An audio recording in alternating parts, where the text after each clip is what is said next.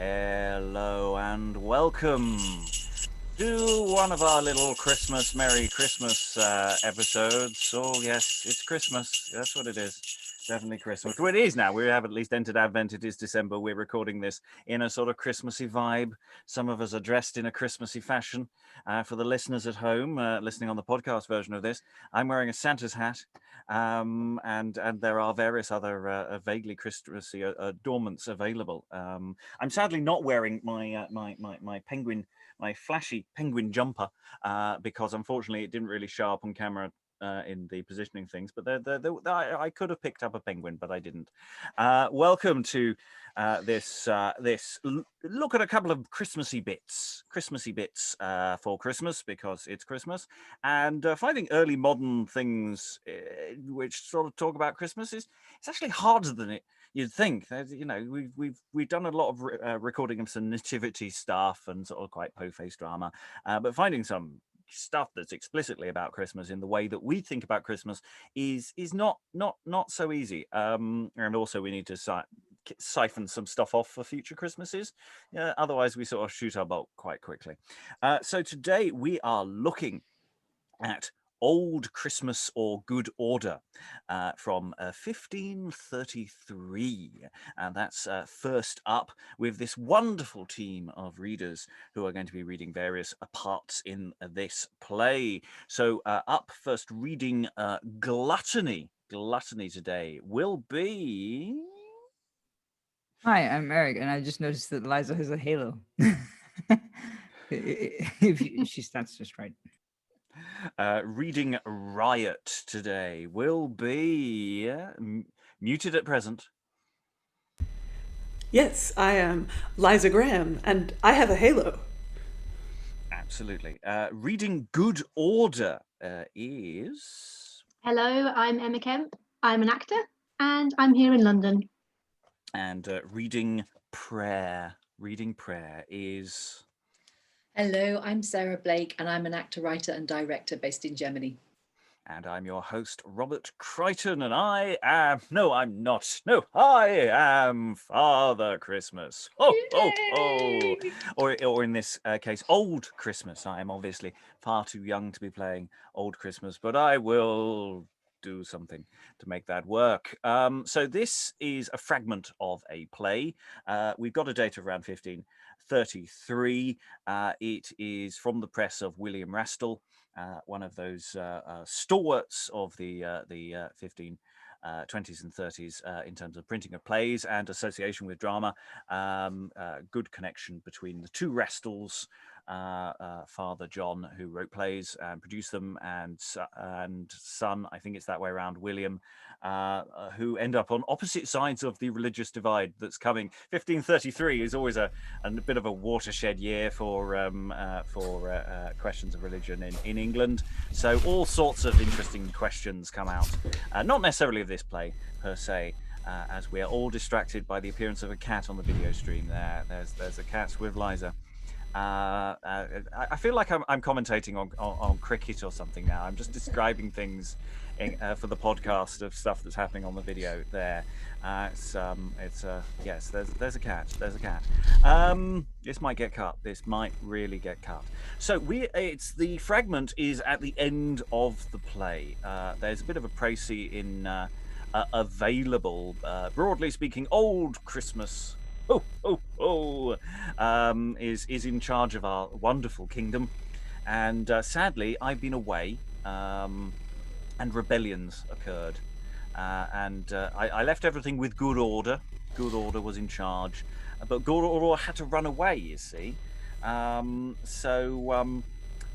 here to help restore Good Order and get rid of all the revelers, riot and gluttony that have overtaken Christmas. Because that's what happens at Christmas, is on Christmas Day you start the reveling, and then for 12 days you get more and more raucous and everything gets more and more out of control, and then on 12th night you pull it all back. You pull it back. That's what you're supposed to do, and that's sort of, you could argue, what this play is going to be all about, or not. Who knows? So without further ado, we're going to start reading What remains of the play? It is fragmentary. There are little lacuna that appear, and I'm going to ask people to just say what you see, give it a go, try and make it wonderful and fascinating. I will only pause once at the point where there is a break in the text, and we'll go from there. So I'm just going to take a moment to get into character.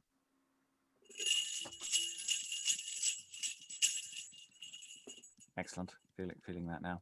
And we'll begin Old Christmas or Good Order. Sith you went, have they exercised? Yet was I never thus beguiled. Sir, there hath been here an unthrifty company. Here was hazarder, here was perjury, and crackus and swearing abominably. And as soon as I came, they did me defy. If I had not fled, I had been slain. But this case to me is more fain that these rebels be thus take than a bushel of gold were given for my sake. Now, good sir, forgive me once now, and I will never more offend. Nay, do not so, sir. God defend, for I make to God a vow, the knave will never amend. Never amend? Why? For sith that he was a child young, he hath ever brought up among rioters and unthrifty company. He cannot leave if he should die. Thou liest, whoreson! In thy head thou hast used so much gluttony, eating and drinking abominably, thou canst not leave it to save thy head. And thou, whoreson, broughtest me first to this perplexity. Therefore, sir, I pray you one thing do. If I be hanged, let him be hanged too. Oh, marvellous good sirs, behold, they cannot amend themselves if they would. You may see by their own confession. Oh, what it is a man to accustom himself to riot and unthriftiness, or in youth to be brought up in lewdness, for an evil custom much used will be right hard to be refused.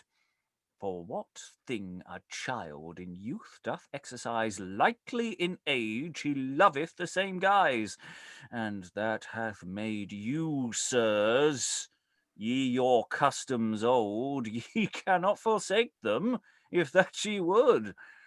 But I promise you, ere I depart hence, ye shall be corrected for your offence. Therefore, good order, show thy best reason, what were for them convenient reason. Wherefore, I would not have them to die, neither to prison perpetually within this your realm, for you know well, yet might they give unhappy counsel. To such manner people as will come them to visit while they were in prison. Therefore my mind, if you understand, is for to banish them out of your land, on this pain, that if they come again without ransom or grace, to be slain. Good order, with all my heart I thank thee. Now, after thy counsel, so shall it be. Proclaim them banished. Proclaim their banishment openly, for them and all their other company. Let's see how well thou can first order it. The order thereof to thee I commit. Then, sirs, take heed to your judgment. My master Christmas, as here present, proclaimeth you traitors openly, that is to say, riot and gluttony, unthrifty hazarder and perjury, commanding you shortly everyone in all haste to void this region, and whosoever returneth again without any grace, he shall be slain. This is my master's commandment, doubtless, and Jesu preserve his noble highness. Yet, Master Christmas, one drop of your grace. No more words, get you hence in haste, for your judgment is given and part. Alas, gluttony, what shall we then do? In faith to the newfound land let us go, for in England there is no remedy. Then, sirs, look ye be gone shortly. Hold, take each of you a cross in his hand. In token you shall be banished, England, and to some haven town get you anon, and at the next passage look ye be gone. Oh, sir, yet give us some spending money. Not so. If you lack, then beg by the way. Now, sirs, all good fellows, farewell. And I bequeath you to the devil of hell. Good order. This thing is well order. Thou art lately to be commended. And there's a little break there in the text before we come to the close. So how are we feeling about this this close of the action? How this moment of a play that all we've got. So, is this a 12th Night show, do we think? Because he's banishing Riot, he's banishing all the Christmas partying. Yeah, it might not be 12th Night, it might be later, it might be more Lent. You know, it's the kind of thing that this isn't about Christmas, really. It's about banishing, you know, that kind of stuff. So, yeah, it's that sort of thing. So, in a sense, it's not very Christmassy. Because, you know, I don't recall Father Christmas turning up very often and saying, "You are banished for having too much fun." Eric. Well, for us, it would be like, I mean, the modern equivalent, at least in Cyprus, is that, you know, you sort of end up being, like, you know, Gluttony would end up going to the hospital. Because that's always what happens with people who eat too much at Easter, at least. Yeah. I think it's like sort of accurate, but I don't know whether that would that it's probably end of you know the 12th night type thing. Other thoughts about these characters? How was Gluttony and Riot for you people? Well, this play seems to be missing the fun part where we actually establish our characters. So it would have been more fun if I'd got to do any actual rioting. But I was happy to be the representative of those who party too hard. Yeah, but I agree. Yeah, which of you tries to sell the other one out? Was there a moment? I think I tell you to hang him, and also that he led me into this degenerate lifestyle. See, I love this lack of honor among thieves. It's a wonderful, wonderful thing.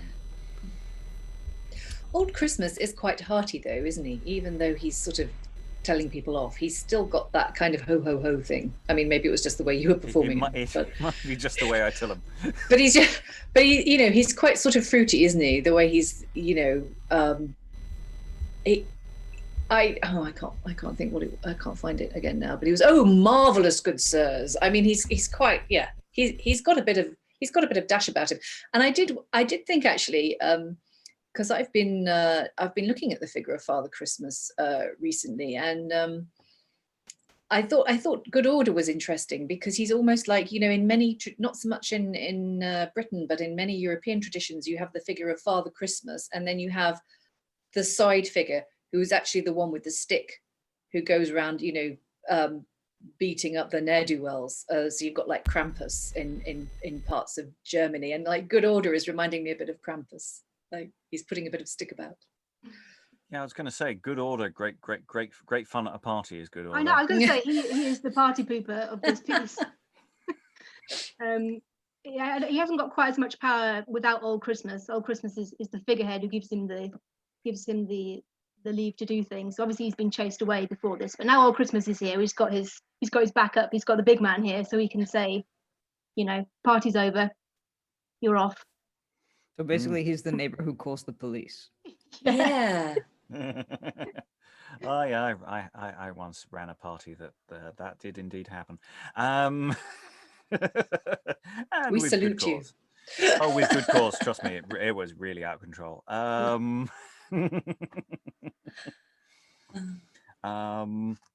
Yeah, it's interesting. They're getting banished. Banished to the newfound land, which I find interesting. I'm wondering about that as reference, whether it means what we think. You know, apart from just, you know, generally in the direction of America. Were they They weren't already transporting convicts at this point, were they? I doubt it. Not in anything systematic. It's a bit early for that. It would Who make knows? sense, though, wouldn't it? Well, it's one Yeah. for research. I genuinely don't know. But it just that does raise an interesting question about they're banished, and I mean I don't know if they're banished. They say Gluttony says he wants to go to the Newfoundland, so maybe it's more that's where he chooses to go, as it's somewhere interesting. Maybe it's the land of haggis and whiskey, Mm. where people would drink to stay warm at that point in time. So I mean, it would make sense narratively. But I don't know. Maybe it does mean America. Yeah, but I've got to say, just really, Riot begs one drop of your grace, and I Christmas doesn't give it. Mm. So they've been naughty. They're on the naughty list, aren't they? Mm. They've already been spared death, though. So True. good order got them off that sentence. Yeah, so their day's gone pretty well, really, in spite of everything. Mm. And of course, I do deliver a bit of a homily when it's that thing about if you don't teach a child to be good when they're young, they'll grow up in all these bad habits, won't they? So it's feeling a little, spare the rod, spoil the childy, which we've been to before. Any additional thoughts on this fragment so far? There isn't much to go. It's making a mountain of a very very small molehill. More sort of Weevil Hill is sort of what we're doing here. Anything else? Festive weevils. Okay, so at this point, there's a bit of a lacuna in the text. So I'm just donning my Christmas hat again. Get back in character. So it seems like we return to Old Christmas mid homily. I think 1. If thou feed thyself too greedily, another to eat or to drink beyond measure, or if thou despoil thy meat inordinately, or if thou apparel thy meat too curiously with sauce, or if thou delight thyself in dainties, all these of gluttony be very branches. Jesus, God's Son, the great master of truth, from the high throne when he descended for our redemption and walked on earth 40 days and nights, no doubt he fasted, neither meat nor drink, that while he tasted. This example proveth this sentence true, that abstinence is a wonderful virtue. This is true and spoken marvellous well.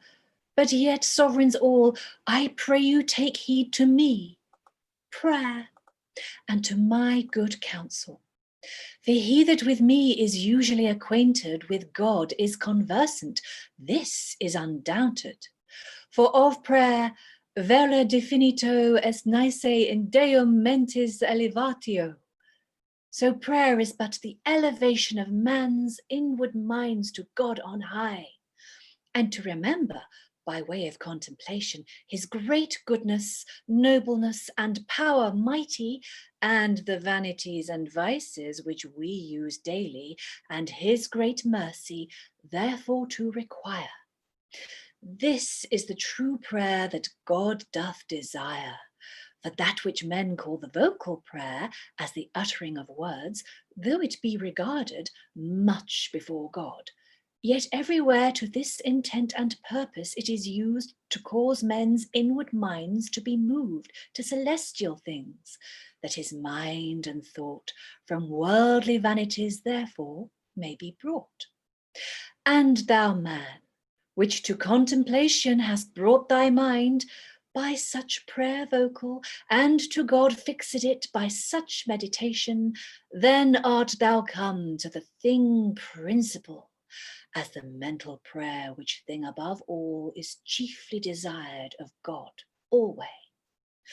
And this, wise good people, this let time should pray, And all ye sirs that now will take regard to this exhortation, know ye shall in the celestial.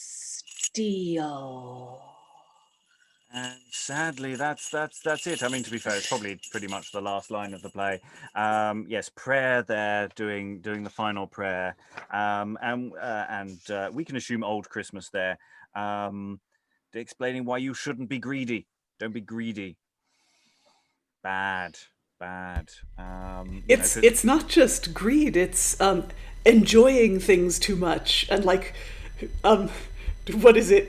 Adorning your meat curiously, appareling your meat curiously with sauce. Like, if you put too many flavors in the thing, it's degenerate, and too much ketchup, bad. For Jesus, he fasted in the wilderness. Yes, he did not have ketchup. Poor guy. Yeah, just think, no brown sauce, no nothing. I'm going straight to hell. Yeah. So it's bit of a stick in the mud there. But that's Christmas for you. That's or I say, in that sense, this play is really not a Christmas play. It's post Christmas. This is stop having fun. This is the day you take the Christmas tree down. Well, it reminds me actually of the annual Christmas culture war between people who want a religiosity of observance and people who want the sort of secular party type holiday. And usually it sort of boils down to having deadly fights about it saying the wrong thing on Starbucks cups or something. Absolutely. You're probably going to hell. I'm surprised that Starbucks wasn't on that list of things that will send you to hell. If you have too much flavored syrup in your latte, yes. definite hell. Yeah.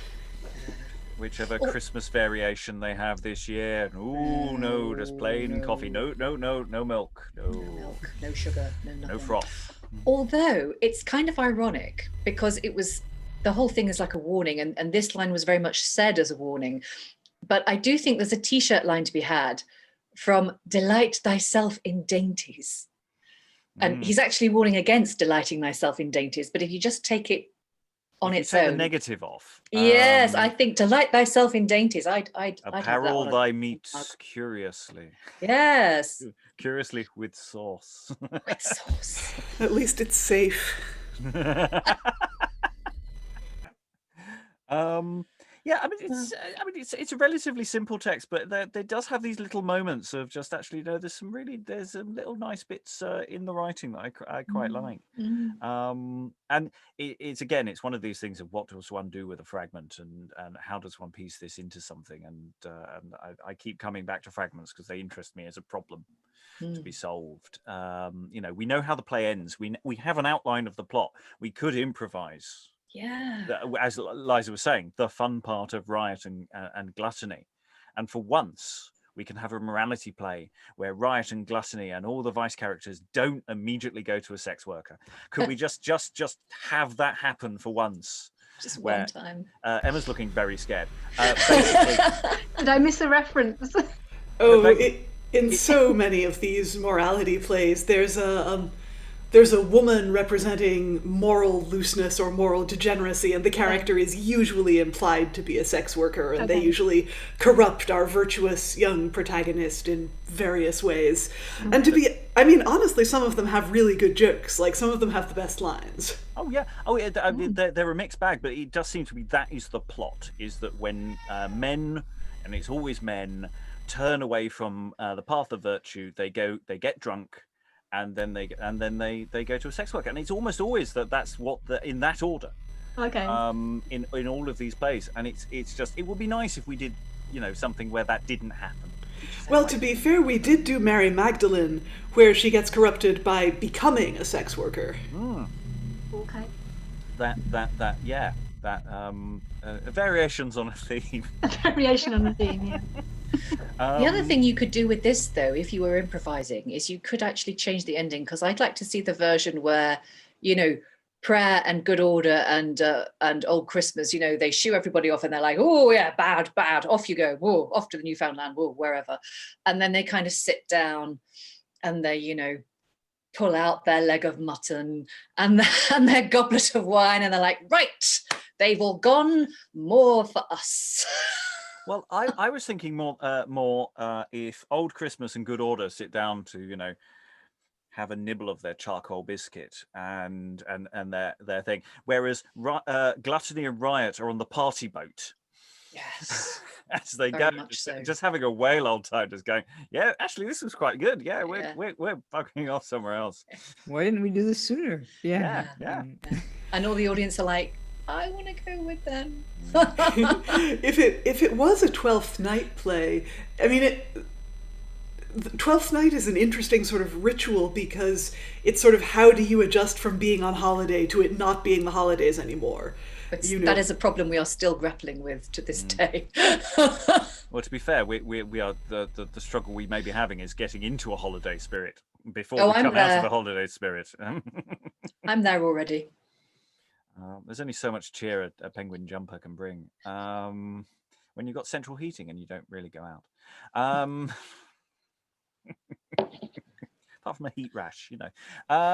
Anyways, it's this is all going thing. Any final thoughts on this particular fragment? Because I say that I'm struggling here to find more Christmassy things to say, or just general things. Emma. I was just wondering about what was being brought up here in Prayer's final speech, because I remember there's a debate. I'm not a historian, so I don't know exactly when it was, but about how it's better to pray out loud than to pray in your head. Is that what Prayer's talking about? Wasn't she talking about the reverse? The true prayer that God doth desire, for that which men call vocal prayer, as the uttering of words, though it be regarded much before God. Yeah. Yet elsewhere to this intended purpose is used to cause man's inward minds to be moved. And then later on, she says, as the mental prayer, which thing above all is chiefly desired of God always. Ah, right. So prayer's on the side of. I think she's on the side of like silent prayer, in spite of the fact that she goes on at length about it. Yeah. Well, yeah. I mean, at the beginning of the speech, prayer is but the elevation of men's inward minds to God on high, and to remember by way of contemplation. This is the true prayer that God doth desire. So yeah, you're right, Emma. It does seem that prayer is exhorting us to pray inwardly at all times, but not to like burst out the Hail Mary in the middle of Tesco or whatever. Yeah, I think that it's a really interesting theological point to be trying to put out there, and especially at this particular point in history as well. Yeah. These debates might be having real world consequences, and that interests me. I don't know what the division on that in terms of evangelical and more traditional Catholic practices is. It's not really my wheelhouse, but that interests. That's an interesting thing, yeah. Eric. Well, I guess also like after the holidays, you kind of have this thing of sort of becoming more drawn in. You sort of have to retreat from the world and go back to work or whatever it is. So it's kind of, and like words can lie, because this is a play, so you'd kind of expect that they use words to lie to each other. So maybe that's the kind of element that they're going for. Yeah. Also, I was thinking that it would be fun if you use this as the beginning of a play rather than the end, and then you just write the play around it. Yes, I feel a competition coming. There's we've got about a dozen of these. I mean, this is 132 lines. That's all we've got of a play. And I just really like. Don't forget the fragments, because they do fill in gaps about how we think plays function. And yeah, that's so yeah, it's that thing of move inward, have less stuff, less enjoyable things. Lent's coming, gives things up. The weather's miserable. Resolutions. Happy Go down the days. bottom of the garden and eat worms. Yeah. No, don't eat worms. Don't eat worms. No, don't. Too indulgent. We, as a podcast, do not recommend that our listeners eat worms. Please do not do that. Yeah, also, if you put too much sauce on them, you're probably going to hell. Yeah. That would be really curious sauce indeed. And on that note, we will close the book on Old Christmas or Good Order, because basically nobody knows what it's actually called, because it's mostly lost. We move on, unless I split this into a separate episode, in which case we begin our look at a different Christmassy thing. I may completely re-record an introduction to this for additional usage. So we're going to now look at something else that's a bit more Christmassy and is also almost 100 years later. So we are looking at Christmas, His Masque, as it was presented at court in December 1616 by one Ben Jonson. As it's a masque, we have almost none of the elements that make this piece of theatre function. I don't know if actually the music or the songs actually exist elsewhere, but I'm assuming by the fact that we haven't found any in the bit I was looking at that they don't, but I could be entirely wrong on that front. What we have are a lot of words, some description of this particular event. Obviously, we don't have the visuals either, especially if you're listening to this on the podcast. So we are absent an awful lot of stuff. Yes, reading in this session, we're going to be passing the baton around quite a bit. But Eric is going to be reading New Year. Liza will be reading Gambol on Offer. Emma will be Carol and Cupid, and Sarah will be Venus, and everyone is going to be reading the odd stage direction, because once again, I am going to put my hat on, and I will be Christmas. Oh. So it's really interesting to see how Christmassy this Christmas thing is, and how different or similar it is. I'm going to ask Sarah if you could read the initial italicized stage directions that you have there to cue me in to do some Christmassy stuff, and then we'll pause. Enter Christmas with 2 or 3 of the guard. He is attired in round hose, long stockings, a close doublet, a high-crowned hat with a brooch, a long thin beard, a truncheon, little ruffs, white shoes, his scarves and garters tied cross, and his drum beaten before him. Why, gentlemen, do you know what you do, huh? Would you kept me out? Christmas, old Christmas, Christmas of London and Captain Christmas? Pray you let me be brought before my Lord Chamberlain, I'll not be answered else. 'Tis merry in hall when beards wag all. I've seen the time when you had wished for me for a merry Christmas, and now you have me. They would not let me in? Oh, I must come another time. A good jest, as if I could come more than once a year. Why, I am no dangerous person, and so I told my friends. Oh, the guard, I am old Gregory Christmas still, and though I come out of Pope's Head Alley as a good Protestant as any in my parish, oh, the truth is I have bought a masque here out of the city of my own making, and do present it by a set of my sons that come out of the lanes of London, good dancing boys all. It was intended, I confess, for Currier's Hall, but because the weather has been open, and the livery were not at leisure to see it till a frost came, that they cannot work, I thought it convenient, with some little alterations, and the groom of the revels hand to it, to fit it for a higher place, which I have done. And though I say it, another manner of devise than your New Year's night, bones are bread, oh, the king, Son Roland, son Clem, be ready there in a trice. Quick, boys. And we'll just pause there. Lots to unpack there. That was really rather fun. I hadn't punctuation deeply unhelpful for sense, but yeah, a sense of we had this thing lined up for somewhere else for a more civic event, and but no, we brought it here. Well, that's the conceit. Who knows how much of that is true? They wouldn't let Christmas in. Poor. Yeah, they told him to come another time. Yeah, as if I only come once a year. I came across wrong. It's especially as he comes in with a tiller line of boys. Come with my pretty boys. I will stop now. So do we think this would be like the choir master or the whoever was the master of whatever set of choir boys they were using as players? Do we think that would be a company like that?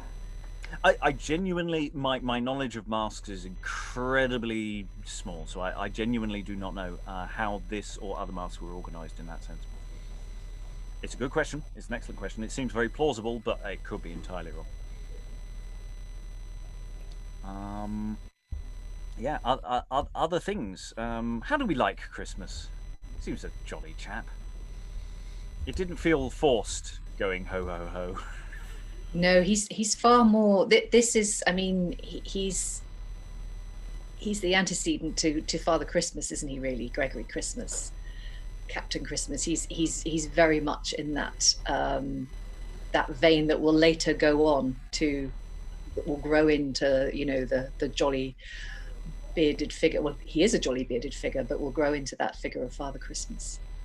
Mm. Yeah, and he says, although I come out of Pope's Head Alley, as good a Protestant as any in my parish. So I guess this is hitting back at those Puritans who think that Christmas is a popish thing and who want to abolish it, or you know, who look on it with suspicion because of all the partying. Yeah, well, Currier's Hall was actually it was the Merchant Guild of, I think, was it the leather makers? But it was the guild that was known where the Puritans met. Like that, it was like a Puritan hotbed, Currier's Hall. So the fact that, you know, he tried to get into Currier's Hall and then, you know, the livery were not at leisure to see it. I think that's absolutely, yeah, that's definitely a dig at them. Well, I don't know what at that stage Johnson's persuasion was, but he always was of the. He did vacillate a bit, but he was of the Catholic persuasion. So it's an interesting question of where the author's placed in this, and in terms of court politics as well, of which I'm very not sure of in 1616. We are very much moving ahead of where the vanguard of our practice actually lives at the moment. Yeah, so it's interesting, you know, the king, you know, be ready there in a trice. Is he calling into the audience about the king there, or is there? I'm not sure how that's functioning. I'm interested. Other thoughts? I assume he sees the king entering, and or at least notices that the king is in the room after he's entered. Which basically means the boys can now come in, doesn't it? Really. You sit in comfortably, sir. Excellent. We'll begin. Okay, we have lots of description basically coming up now, and we're going to go around the room. So we'll start off. Sarah, if you could continue with the stage directions until we get to the first personage. Okay.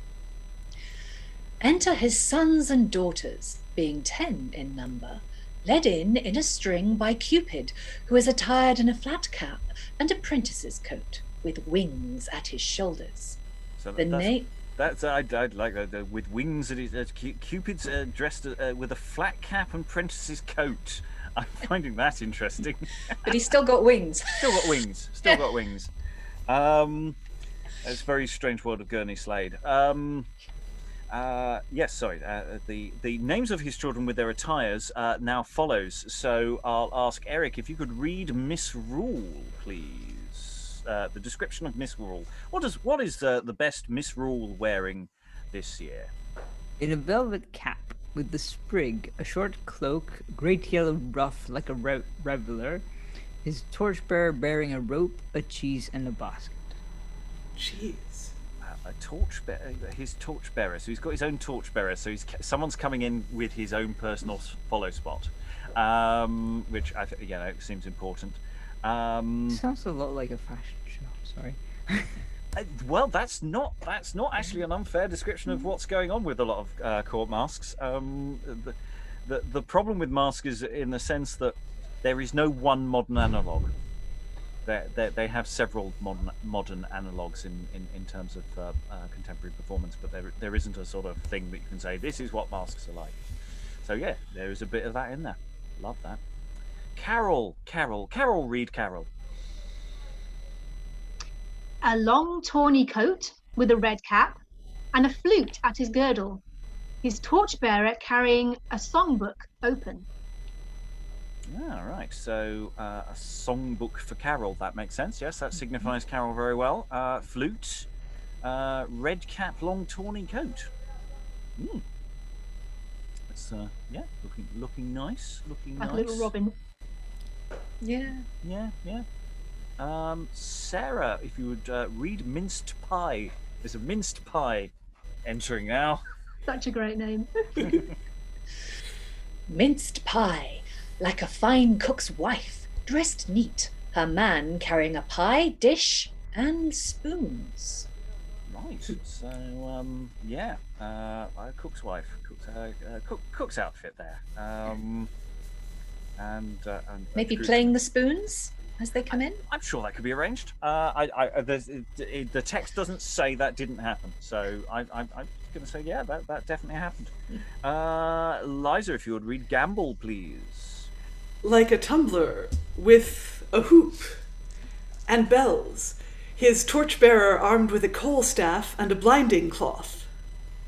So gambling, likely, not gambling there. Well, but yes, because these are all things you use in games, right? Well, they're physical games, though, aren't they? These it's more the tumbler, like a tumbler. So we're expecting good things from your physical performance. Dear God. Yes, I know. For a podcast, it's a great plan. So, Eric, if you would read... actually, no, you won't, because I'll ask you to read this. Emma, can I read Post and Pair? Post and pair. With a pair royal of aces in his hat, his garment all done over with pears and purrs, his squire carrying a box, guards, and counters. So this seems to be much more games orientated in card games, counters for other kind of games. Done over with pairs and purrs. Does anyone I don't know what purrs are. Anyone know what that's referring to? Post and pair. I'm not. Pair of cards, presumably. Pair royal of aces in his hat. It was a gambling game. But I don't know what purrs are. I wonder if they were counters. Could just be Like- purse. Oh, could be, yeah. It's possible. In a lot of these games, there were different names, like the pair royal of aces, and then a pair is two of the same. Maybe a pur was three of the same? Something like that? Yeah. Who knows? I'm guessing. Yes, answers. Thoughts in the comments. We are. Remember, these are first looks. We're just stumbling through these in the dark, and just noting things that amuse us. New Year's gift, Eric. You are very much our own New Year's gift, aren't you?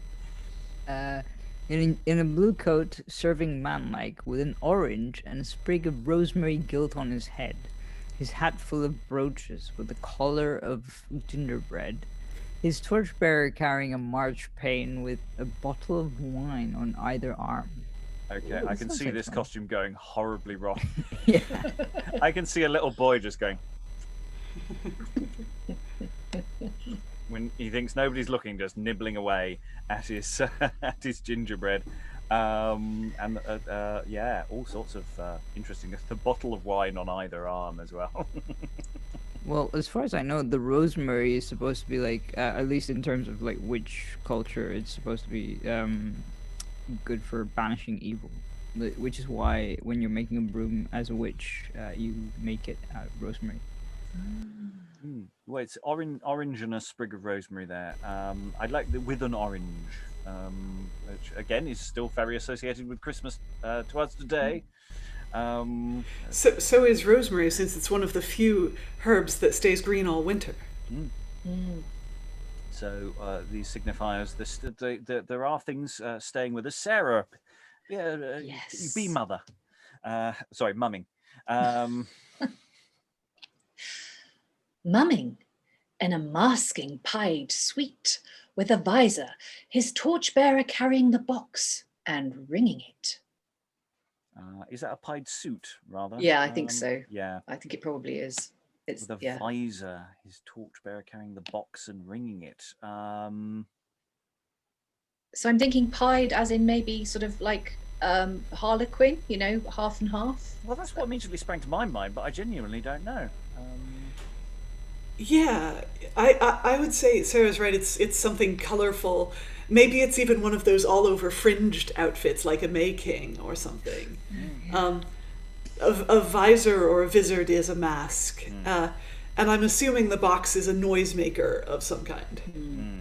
Yes, and ringing it, so it's doing something. Yeah. 1, 2, 3, 4, 5, 6, 7. We've got 7 down, 3 more to go. Liza, Sarah. If you, Sarah, no, I've just done Sarah. Emma. I'll get the right names. I'll get them in some sort of order. Wassail. Like a neat sempster and songster, her page bearing a brown bowl dressed with ribbons and rosemary before her. Sempster and songster. Interesting crossover there. Her page, brown bowl dressed with ribbons and rosemary before her. More rosemary. Nice to have more rosemary. Got a job lot offer in. Any thoughts on wassail? Is the brown bowl for the wassail cup, or is it for collecting money? Usually when people talk about a brown bowl, it's because it's full of hot spiced ale. Yeah, so it's the wassail cup. Yep, I'll go with that. Okay, Liza, offering, please. In a short gown, with a porter's staff in his hand, a withy borne before him, and a basin by his torchbearer. Porter's staff in his hand, offering. Yeah, I don't know how to decode any of that. Thoughts on the room? Well, is the basin? Is that full of things, or that's for the offering to be put into? Like as in when you have you pass the plate around in a church. I sort of assume, that he's collecting offerings in the basin, though who knows? Yeah, I'm wondering whether that's the thing you do. That's the. Yeah, interesting. I genuinely don't know. There's going to be a lot of that. We have one more. Eric, Babbycock. Dressed like a boy in fine long coat, biggin, bib, muckender, and a little dagger. His usher bearing a great cake with a bean and a peas. And a peas. Bean and a peas. Fine long coat, dressed like a boy.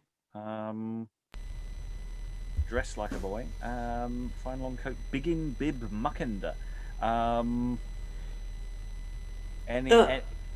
Yeah? Sarah knows. I actually know what this is. Please inform us. So it's baby cake. And a baby cake, Liza knows this as well, clearly. A baby cake was a 12th night cake.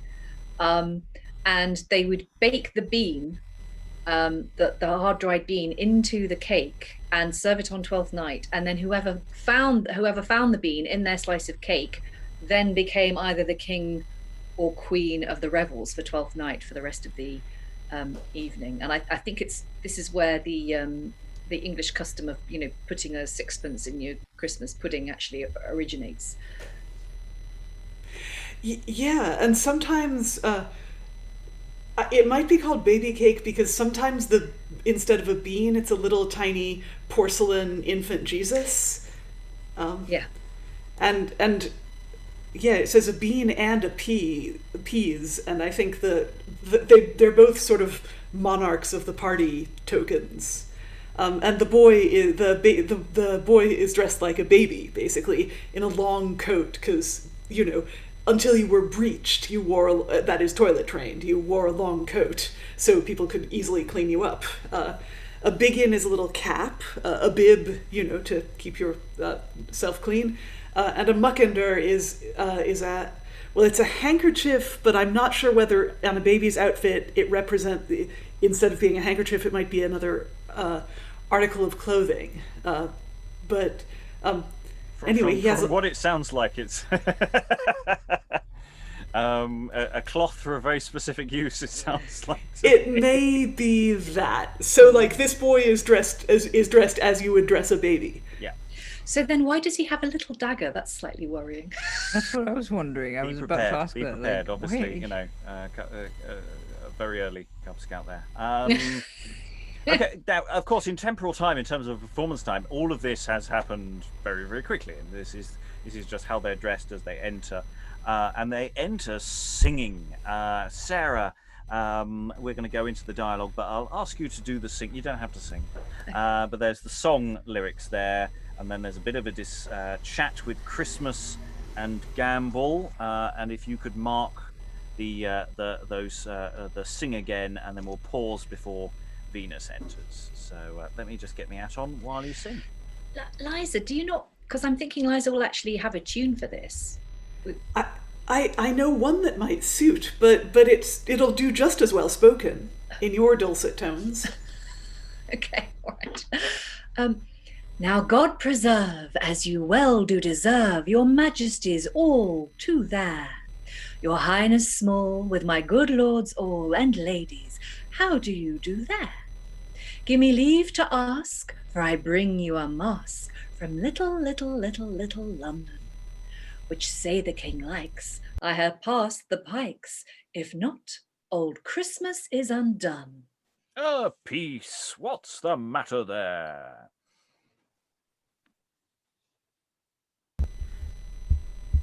Nobody out of here's one of Friday Street would come in. By no means, nor out of neither of the fish streets admit not a man. They are not Christmas creatures, fish and fasting days. Foh! Sons, said I well. Look to it. Nobody out of Friday Street, nor the two fish streets there, do you hear? Shall John Butter or Milk Street come in? Ask him. Yes, he may slip in for a torchbearer, so he melt not too fast, that he will last till the masque be done. Right, son. Our dance's freight is a matter of 8, and 2 the which are wenches. In all they be 10, 4 cocks to a hen, and will swim to the time like tenches. Each hath his night for to carry his light, which some would say are torches, to bring them here and to lead them there, and home again to their own porches. Now they're intent. And we'll just pause there. So it's an interesting question as to whether that's actually just dialogue for Christmas or whether that's the actual song lyric. I genuinely don't know. It felt right to let you sing it, say. Whether that last line is interrupted in that sense or whether there's something else. It's lots of questions arise in my mind. Bit of banter between Christmas, Gambol, and Carol there.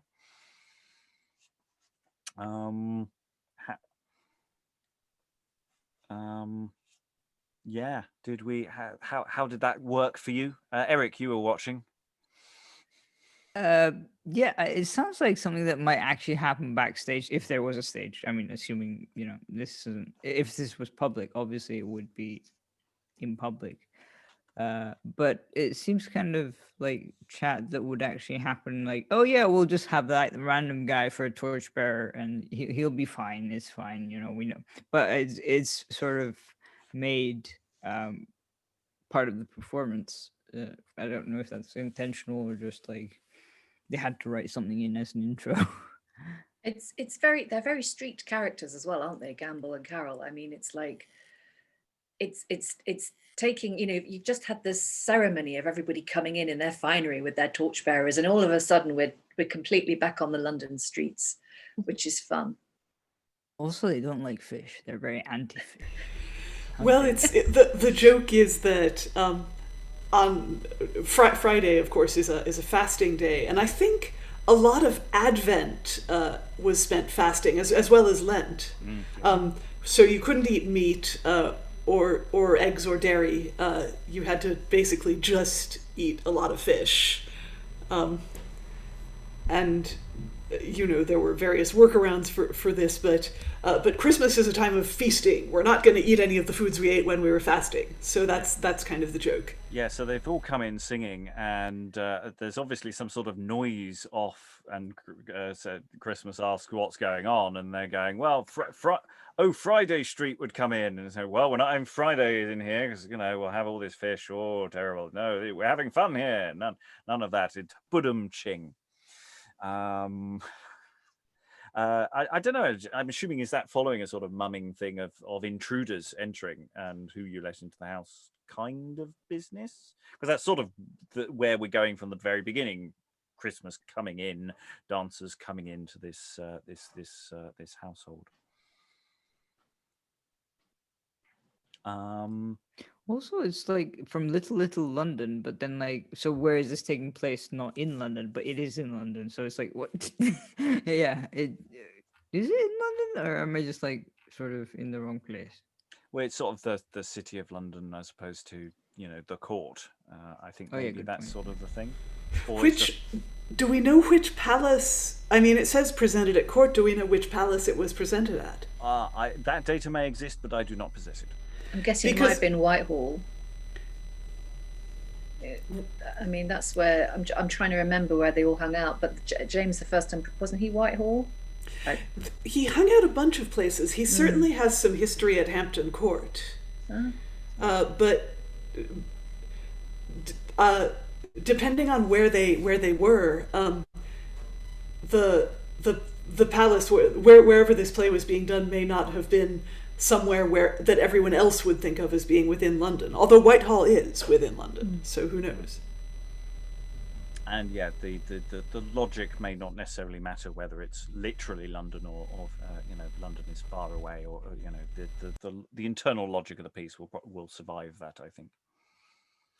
Let's go on and get a little more data about what's going on in this particular entertainment. So we have the entrance of Venus. Yes, who's entering she's a deaf tire woman, according to the stage direction. So this I'm sure will be hilarious bit of business that will work perfectly well today in these days, and won't come across as unfortunately ableist or anything like that. We shall see. Let's see how this goes. Anyway, it's mostly Christmas and Venus for a little while. Now all the lords bless me, where am I trow? Where is Cupid? Serve the king? They may not serve the cobbler well enough, some of them, for any courtesy they have, I wis. They ha' need amending. Unrude people they are, your courtiers. Here was thrust upon thrust indeed. Was it ever so hard to get in before, trow? How now? What's the matter? A place, forsooth. I do want a place. I would have a good place to see my child act in before the King and Queen's Majesties, God bless them, tonight. Why, here is no place for you. Right, forsooth, I am Cupid's mother. Cupid's own mother, forsooth. Yes, forsooth, I dwell in Pudding Lane.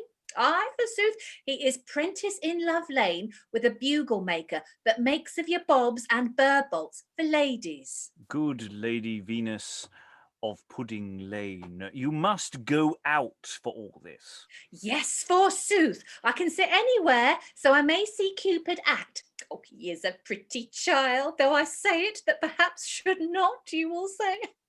I had him by my first husband. He was a smith, forsooth. We dwelt in Doolittle Lane then. He came a month before his time, and that may make him somewhat imperfect. But I was a fishmonger's daughter. No matter for your pedigree, your house. Good Venus, will you depart? Aye, forsooth, he'll say his part, I warrant him, as well as were a playboy of him all. I could have had money enough for him, and I would have been tempted, and have let him out by the week to the king's players. Master Burbage has been about and about with me, and so has old Master Hemmings too. They had need of him. Where is he, Troa? I would fain see him. Pray God they have not given him some drink since he came. Are you ready, boys? Strike up. Nothing will drown this noise but a drum. A piece, yet I had not done. Feels like there's a nice queuing malfunction error there, isn't it? It's like you're saying, I'll have a song, and they start straight away. It's just, no, hang on, I've got more speech. At that point, there is a song. I'm not sure whether the next bit is a strange stage direction or what's going on here with the now their intent is above to present, or is that the first line of the song? It's the lyric. It's the first line of the song they try to sing, but they get interrupted because something's gone wrong. Ah, right. So they start singing that. Now their intent is above to present, and then we go into dialogue. Let's try that all together now, shall we? Mm-hmm. Now their intent is above to present. Why, here be half of the properties forgotten, father.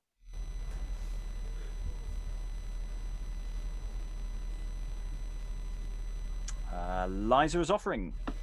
Oh, Post and Pear wants his purr chops and his purr dogs. Ha' you ne'er a son at the groom porters to beg, or borrow a pair of cards, quickly? Ah, it shall not need. Here's your son Charter without has cards in his pocket. Ah, yes, that doesn't work at all, does it? No. Let's try that again. And just for this moment, Sarah, could you just read?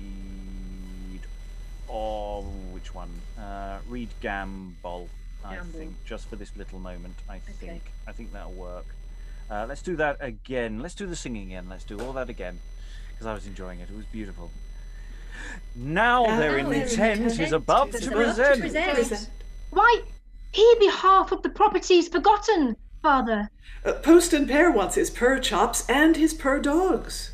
Ha' you ne'er a son at the groom porters to beg, or borrow a pair of cards, quickly? It shall not need. Here's your son Crater without, has cards in his pocket. Odd so. Speak to the guard to let him in under the name of a property. And here's New Year's gift, has an orange and rosemary, but not a clove to stick in't. Why, let one go to the spicery. Oh, fie, it's naught, boys. Why, I have cloves. If it be cloves you want, I have cloves in my purse. I never go without one in my mouth. And mumming has not his vizard neither. Oh, no matter. His own face shall serve for a punishment, and 'tis bad enough. Has wassail her bowl and mince pie her spoons. Aye, but Misrule doth not like his suit. He says the players have lent him one too little on purpose to disgrace him. Oh, let him hold his peace, and his disgrace will be the less. What, shall we proclaim where we are furnished? Mum, a piece. Be ready, good boys. And we'll pause there as they sing again. So it seems to be the gag is that they're crap. They keep stepping at that. Nothing's ready.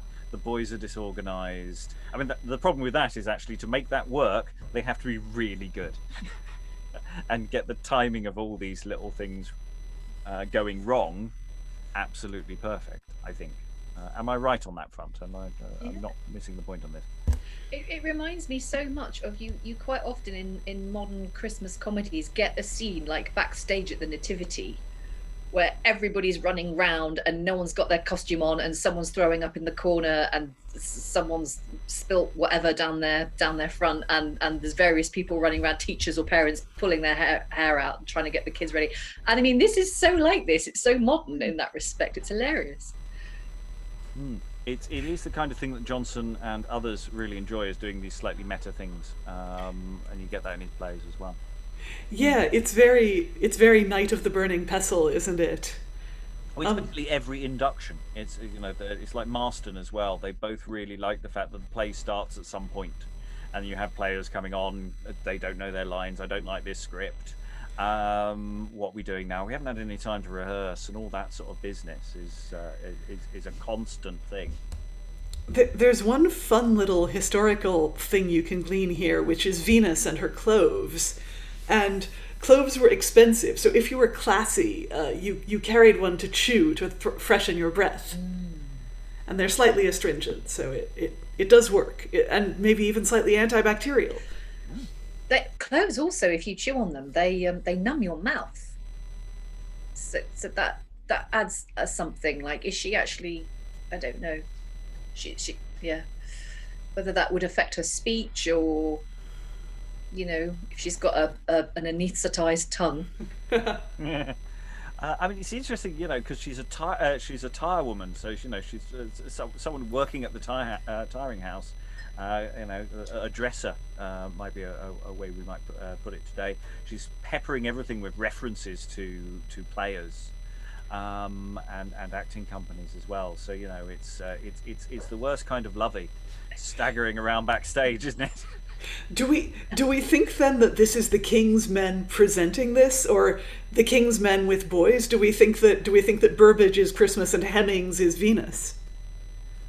I don't know. I mean, we obviously we've got to I think it makes sense that we've got that kind of experienced actor marshalling the boys. It does make sense, and it's also Johnson is from that world, so maybe. But it might be that he's doing a dig at them. It might not be that it's because he likes them. Well, I was thinking, since they were the two that got name-checked, is it funnier if they're the two people on stage, or maybe they're waiting in the wings to present a higher budget entertainment? Yeah. Yeah, I who knows?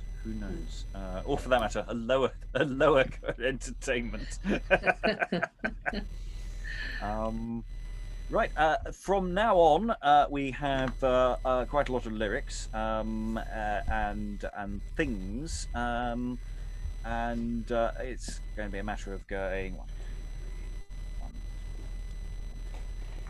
We'll do four stanzas each after the drum and fife sounds. I'll do the first chunk of Now They're Intent, and then we'll split it around. So we'll go with Emma first, then Liza, then Sarah, then Eric, and I'll sort of cue you in as we go. So I'm going to say this like it's Christmas, even though it might not be, but it sort of feels like this is plausibly still Christmas speaking, or this is a song in its own right. Now their intent is above to present with all the appurtenances a right Christmas, as of old it was, to be gathered out of the dances, which they do bring, and afore the king, the queen, and prince, as it were now, drawn here by love, who over and above doth draw himself in the gear too. Hear the drum and fife sounds, and they march about once. At the second coming up, he proceeds in his song. Oh, bugger, no, actually, I think technically this is all Christmas. Oh, that's a rod for my own back I've just created there, isn't it? Happy days.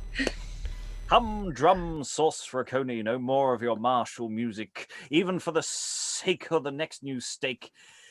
For there I do mean to use it. And now to ye, who in place are to see, with roll and farthingale hooped, I pray you know, though he want his bow by the wings, that this is Cupid.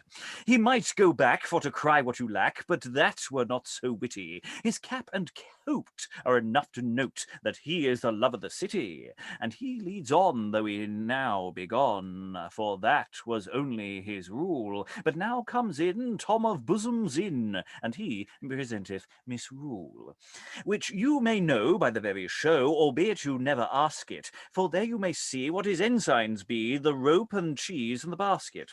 This Carroll plays and has been in his days a chirping boy and a killpot. Kit Cobbler it is, I'm a father of his, and he dwells in the lane called Philpot. But who is this? Oh, my daughter Cis, mince pie with her, do not dally, on pain of your life. She's an honest cook's wife, and comes out of Scalding Alley. Next in the trance comes Gambol in place, and to make my tale the shorter, my son Hercules turn out of Dispath Lane, but an active man and a porter.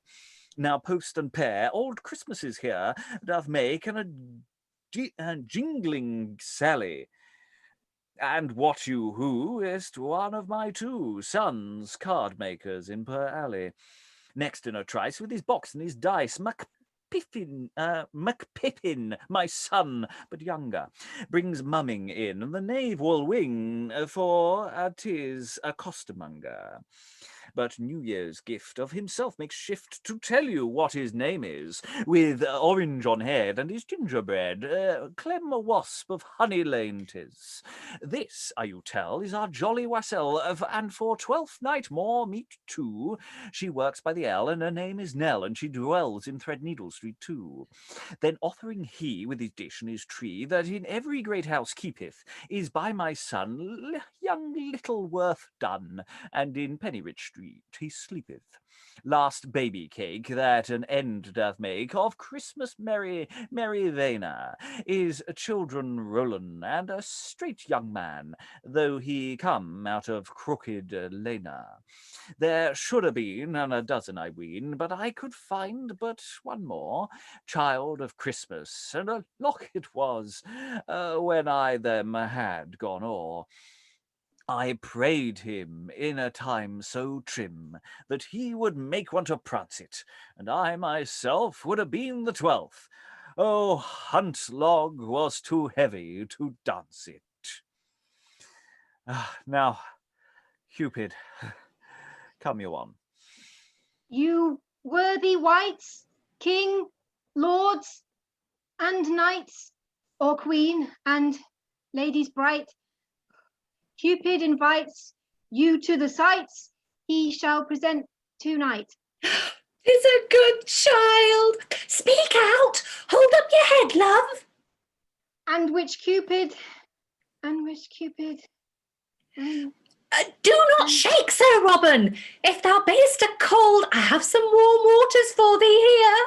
Come, you put Robin Cupid out with your waters and your fistling. Will you be gone? Ay, forsooth, he's a child you must conceive and must be used tenderly. He was never in such an assembly before, forsooth, but once at Warmall Quest, forsooth, where he said grace as prettily as any of the sheriff's H-boys, forsooth. Will you peace, forsooth? And which Cupid? Aye, that's a good boy. Speak plain, Robin. How does his majesty like him, I pray? Will he give 8pence a day, think you? Speak out, Robin. Nay, he is out enough. You may take him away and begin your dance. This it is to have speeches. You wrong the child. You do wrong the infant. Appeal to his majesty. And here they dance, and Christmas gets to sort of close everything off. Well done, boys, my fine boys, my bully boys. I'm just going to pause there before I have to sing again. That was really quite fun, actually. Long though it was. Presenting one each in turn in their dance and the song, and yeah, it felt very, well, not quite a modern, but it felt very 19th century in my mind, actually. Yeah. I do love both in here and before in the props gone wrong scene. I do kind of love the aspect of Christmas as frustrated director, where Venus is interrupting the show and Christmas just kind of in the last speech she just gives up. He's like, nay, he's out enough to be out, to have forgot your part. You may take him away and begin your dance, and then just turning to the audience, this it is to have speeches. Yeah. They're just supposed to be cute kids dancing. Someone gave them dialogue. Who did that? Who did? It kind of reminds me of Mel Brooks's The Producers, where one of the producers turns to camera and goes, "Next time I produce a play, no author."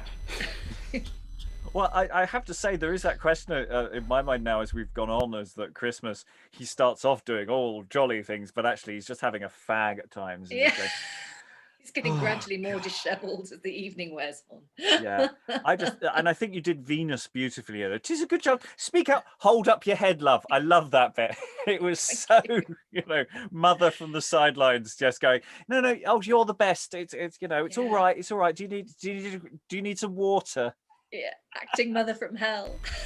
It's interesting that both this and Night of the Burning Pestle involve stage mothers. Oh, really? Is there a stage mother in that as well? She's the queen of stage mothers. Can't wait to hear you read her. Yeah, it is interlaced with all these sort of theatrical things and theatrical games, and I've really warmed to this now that we've sort of got a bit more of a handle to it. It's functioning really nicely and very funny. I feel kind of sad for Cupid, who just like it's like this huge build up for this kid, and then like, you worthy knights, and whatever, and then like, I know which Cupid. Wait, no, I've got it, but no, I don't. I have it. No, wait, yeah, it's just, yeah. Yeah. Cupid got 4 lines in, and then and that's why I wasn't sure whether "Now Cupid come you on" was a line or not, but it's just "Now Cupid come you on."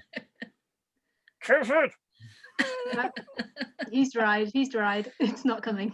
Yeah, no, I mean, I have to say, this functions very, very nicely as an entertainment, and I'm really liking it. It's I'm warming more and more to this as we go. I say as we go. We've got very little left. There's very little left. So there's only the epilogue left to go. Sings again. I don't know if the epilogue is sung or whether there's just another song, and it's a question of whether there are additional songs whenever they say "sings again," or whether those lyrics are, all those lines are lyrics or not, which I'm not 100% certain of. That's a thing to look at in the future. But anyway, Christmas. "Nor do you think that their legs is all the commendation of my sons, for at the artillery garden they shall as well forsooth use their guns. And march as fine as the Muses 9 along the streets of London, and in their brave tires to gin their false fires, especially Tom, my son. Now, if the lanes and the alleys afford such an activity as this, at Christmas next, if they keep their word, can the children of Cheapside miss? Though, put the case, when they come in place, they should not dance but hop. Their very gold lace with their silk would 'em grace, having so many knights of the shop. But were I so wise, I might seem to advise so great a potentate as yourself. They should, sir, I tell ye, spared out of their belly, and this way spend some of their pelf. Aye, and come to the court, for to make you some sport, at the least once every year. Ho ho. As Christmas hath done with his 7th or 8th son, and his couple of daughters dear." The end. Yay! Yes, very low-level arse licking there at the end.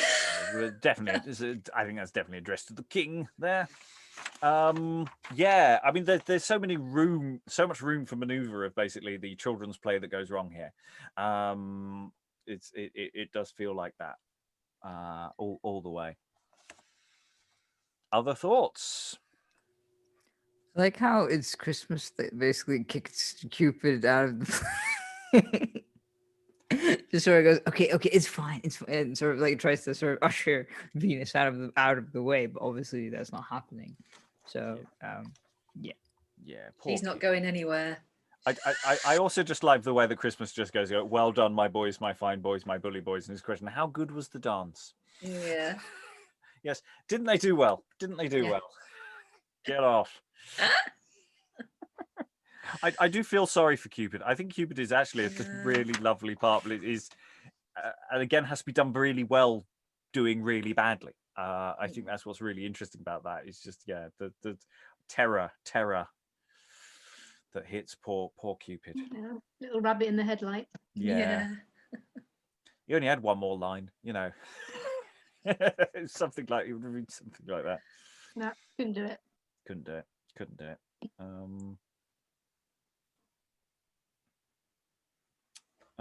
Yeah. So so I see. Yes. They've got that. So, final thoughts then on Christmas's Masque, Sarah. Well, I just want to say thank you for doing this, because it's like it's such good fun. I think it would work so well for a modern audience.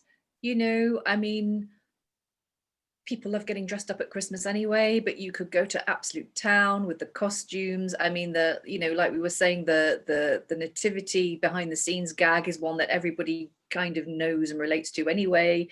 So it's very, very accessible. And if you put in all the songs and all the dances, wow, I think this would just be a brilliant show and really, really popular. So I definitely feel a Beyond Shakespeare Christmas show medley coming on with this as the finale in future years. I would hope to see. I was going to say, you know, we haven't really engaged with masks at all. That's why this is in a sense so unprepared. You know, Sarah suggested this the other week. I went, yeah, all right. And I'm very aware of the lack of depth of knowledge that I have. You know, we institutionally have on masks. But yes, the idea of putting this at the end of a piece. Or an end of an evening, a Christmas entertainment, which might be all sorts of different random things. You know, we've had lots of suggestions of what our Christmas shows might be like. But yeah, this does feel like, and it feels like the perennial thing. We do this every year. Yeah. Because it's great. And people would come back year after year just to see this. Yeah. And yeah, having this kind of thing to pull out of your pocket is very useful. You know, in my storytelling practice, you know, I've got one or two, you know, surefire, short, guaranteed, hitters. I mean, that said, it's quite a complicated thing to get right. So it's, you know, but in a sense, it wants to be extravagant, but it needs to be crap extravagant. I mean, it's like as much tinsel as you can get on stage. I mean, I'd hate to have to flambar all of it, but I can just see that coming along. I just see lots of tinsel and stuff, and just so much fun. Liza, final thoughts? Well, just as we know, Ben Jonson has vinegar for blood. If he can sneer at a thing, he absolutely does. And when you get paid to write a Christmas pageant, there's only so much sneering that you can do. And I think he does sneer the maximum that he can. But it's interesting seeing Jonson being forced to be wholesome and jolly for once in his life. You know, I do think there are going to be a lot of in-jokes there that we're missing, especially in that last poem of Christmas's. I think the artillery garden may have been. There was definitely an artillery range. There were several, but there was definitely one over near Liverpool Street and Bishopsgate. Was there a playhouse there? We know the curtain was near there. Was the curtain still in operation at this point? It would be really interesting to map this onto what we know of London at the time. I know a couple of archaeologists who would absolutely go to town on it, and maybe they already have. Maybe I just haven't read it. Yeah, there are going to be a lot of in-jokes here that we're missing, but it would be fun to discover them. Yeah, it's a weird martial bent that we get in that final speech about use their guns and march is fine. I'm just there's something there is something, but I think you're right. We need to actually find some actual data rather than just revel in the fun. Yeah, I mean, Knights of the Shop might be a reference to apparently, because James was so skint, he would knight you if you gave him enough money. So he was and there was a joke about that in either Westward Ho or Eastward Ho that actually got the play taken off the stage, where someone says, "Oh, a Scottish character says, oh, I know him. He's ane of my 30-pound knights," and yeah. That went well. Anyway, that little line might have been a reference to that, and Johnson was one of the 3 known authors of that play. So, Emma, final thoughts? Yeah, I really enjoyed this. I love how just self-consciously theatrical it is. It's all about putting on a play and the various things that can go wrong. And I love the characters of Venus and Cupid. It reminded me a little bit of like a modern day pantomime dame and her silly son. You know, pantomime dame being a working woman, very chatty, very pushy, and the son being a little bit silly. So I kind of linked it a little bit to what I think of as Christmas tradition as well. But yeah, it's just bursting with just color and costume and food, and I think it'd be so much fun to get stuck in and have a go at. Especially as I say, you know, of the 2 Christmassy things that we've looked at that are not, you know, biblical, you know, this is the one that it feels like Christmas. And I don't know of that many theatrical texts that really address Christmas in this way, in a way that there may be more that will come out the woodwork further on in our work, but you know, this at the moment is the one. You know, this is it at present. So yeah, addressing that would be good. Eric, final thoughts? Yeah, it was interesting to see that difference, like, you know, the sort of morality play versus, well, sort of morality play, end of morality play versus you know, the sort of Masque, which seems to be like anything goes. And I like this idea that you would just plant the mother, well, aka Venus, in the audience, or like sort of arriving late and sort of, you know, Father Christmas or just Christmas having to tell her off in public in front of the whole like audience, and she's like, "Oh yeah, whatever. I'm here. I'm just like this sort of loud mother." Yeah, it's just fun. Yeah. And again, as we get further into our work and get closer to 1616, I mean, let's you know, we're still good 20 years early. You know, our the spearhead of our work is still 20 years in the past, at least, from this date. So the closer we get to it, the more we engage with court culture again, as opposed to other cultures that we've been playing around with. We may get more and more answers. At the moment, I'm thinking this is definitely adaptable for the modern stage, because there's so much life to it, and yeah, it works incredibly well. Any absolute last final thoughts from anyone that anyone wants to throw in? No, we're good. Well, in that case, I'm just going to very briefly put my Santa's hat back on. There we go. And just say, you know, Merry Christmas, everyone. Merry Christmas. Merry Christmas. Merry Christmas to everyone at home. Merry Christmas. Bye.